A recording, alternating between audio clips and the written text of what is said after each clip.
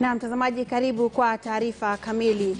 Huku maambukizi ya virusi vya korona yakiendelea kuongezeka kote ulimwenguni, mjadala kuhusu taifa kupata chanjo ya kuwakinga wananchi wake dhidi ya maambukizi hayo umeendelea. Kulingana na afisa mkuu mtendaji wa shirika la Amref, Daktari Githinji Gitahi, ni muhimu sana kwa taifa kujiandaa na kuwa tayari kabla ya kupata chanjo hiyo. Ingawa Kenya ni miongoni mwa muungano wa kimataifa wa chanjo Gavi ambao utasaidia kupatikana kwa chanjo hizo, serikali italazimika kutenga fedha za kusimamia chanjo hiyo ili iweze kuwafikia wananchi wake. Efficacy of a vaccine does not translate to the effectiveness of a vaccine. That when you see a vaccine being called to be 95% efficacious within the study environment, when you actually come to give it to people, there are many factors. Those factors could be the factors of ability to give the vaccine to the people. Do you have the right syringes? Are you giving it to the right people at the right time? Do you have enough, and therefore are you vaccinating enough people to stop others from being infected by the virus? So there are so many other factors. So what you see as efficacy doesn't mean it will translate into effectiveness, which means that we have to now pressurize governments to ensure that even before the vaccine is available, we are not relying on that efficacy number. We are relying on preparedness to ensure that the vaccine, when it's available, is given to the right people, in the right doses, in the right format, and in the right places, so that then it is effective. Because just having a 96% efficacy doesn't mean you'll end up with 96% effectiveness. The Pfizer vaccine now is available and is being administered in some countries. We know that other researchers, AstraZeneca with Oxford, are almost there with their vaccine. Moderna is almost there with their vaccine. China has some vaccines, Sinovac and others that are being considered specifically for Kenya. So Kenya is planning right now, what I'm aware of, for the rollout of the vaccine. And Kenya is planning that in two phases. The first phase is what we call priority groups. Na mgomo wa hudumu wa afya umeingia siku yake ya 4 hii leo, huku viongozi wa miungano ya matibabu na wauguzi wakitaka serikali za kaunti kukoma kutishia wanachama wao kuwa watafutwa kazi wapo hawatarejea kazini. Viongozi hao wanawataka wahudumu wa afya kutokubali kurejea kazini hadi pale matakwa yao ya kupewa bima ya afya, kuongezewa marupurupu yao na kupewa magwanda ya kujikinga na maambukizi ya korona yatakapotekelezwa. The guidelines, as we have said in the past, from the Ministry of Health, called the guidelines on rational use of protective gears, also by the World Health Organization, by the Centers for Disease Control, and also from the Directorate of Occupational Safety and Health, indicate that for anybody who is working in a place where they are likely to come into contact with somebody who is having respiratory symptoms or are going to be dealing with the respiratory tract, the bare minimum for them is an N95, goggles or a face shield, and an apron. From our spot check, our officers are only been given a surgical mask like the one we are wearing here. The union directs their members and by extension all other healthcare workers not to honor any forms of directive from any arms of government directing them to report to work until the union directs them to do so. Further, note that the union shall only direct their members to report on duty when a thorough safety and health audit of all workplaces shall have been carried out by a safety and health advisor. Na idadi ndogo ya wagonjwa imeshuhudiwa katika hospitali ya umma eneo la Magharibi kutokana na mgomo wa wauguzi. Wengi wa wagonjwa wameamua kutafuta huduma katika hospitali za binafsi, huku wasiojiweza wakisalia nyumbani wasijue la kufanya. Wauguzi wameendelea na mgomo wao ikiwa leo ni siku ya 4.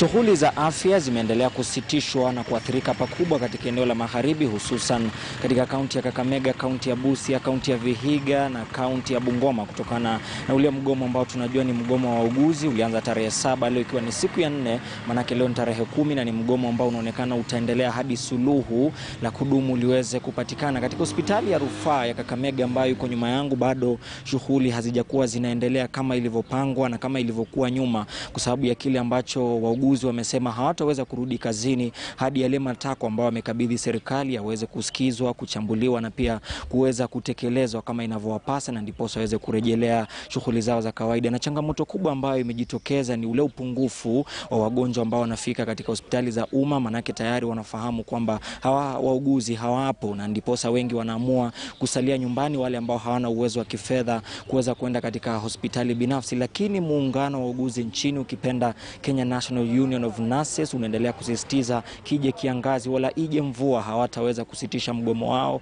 na wataendelea nao kama jinsi ulivyokuwa umeratibiwa hadi serikali kuu iweze kuhakikisha kwamba imekidhi mahitaji yao.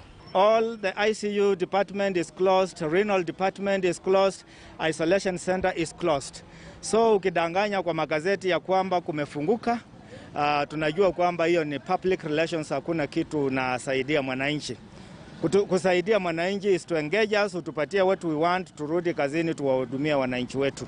Kama mwananchi wa kawaida anaona ya kwamba inatakana asaidiwe, wabebe matawi, they go to complain to the authorities kwamba hakuna matibabu and their taxpayers. Otherwise we are not relenting, mgomo iko na itaendelea. Any intimidations are normal. Tunajua ya kwamba wakati mnaanza mgomo kunakuwa na denials, kunakuwa na threats, kunakuwa na intimidations, mabarua will start flying up and down. We have prepared our members, they know those things will happen. Mugomo means we have boycotted duty. Na any person thinking that we are joking, aende kwa hospitali aone sahi. We are telling the employer to adhere to the directive given by our national office and even the branch office. We cannot entertain people, we cannot entertain workers to be on the same job group for the last 15 years. It's unfair. Even if you have a child who you take to school and goes around to standard 1 throughout, you will put a question mark. We are telling them they have to promote people, they have to release those letters. People have done interview, they have to release those letters, all of them, so that everybody can move.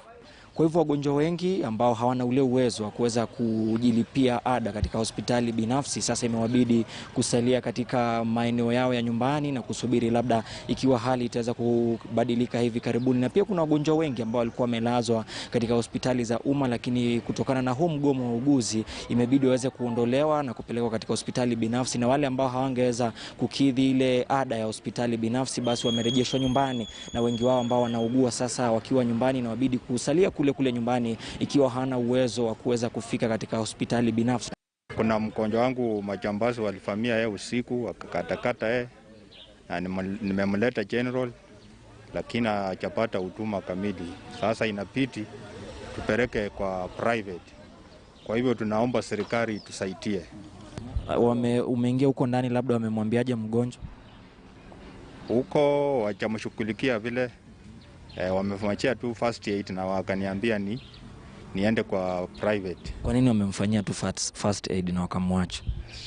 Kwa sababu kuna mkomo. Tutakuwa nafuatilia kuona hali ilivyo, manake ukizuru hospitali mbalimbali za umma unaona kuna watu wachache sana ambao wanafika kutafuta matibabu, na wale ambao wanafika wengi wao wanatoka wakiwa shingo upande, manake hawapokei yale matibabu ya kutosha. Kwa mfano katika hospitali hii ya rufaa ya Kakamega, labda ukiweza kupatikana ama ukihusika katika ajali, kile ambacho unapewa tu ni ile huduma ya kwanza, ukipenda first aid, lakini yale matibabu mengine unashauriwa kwenda kutafuta katika hospitali za umma, manake hawana wale wauguzi ambao wanaweza kuhudumia wagonjwa. Na mwakilishi wa wanawake katika kaunti ya Kirinyaga Wangoi Ngirishi amemshauri gavana Anne Waiguru kuwarejesha kazini zaidi ya wafanyikazi 350 wa afya ambao walipigwa kalamu.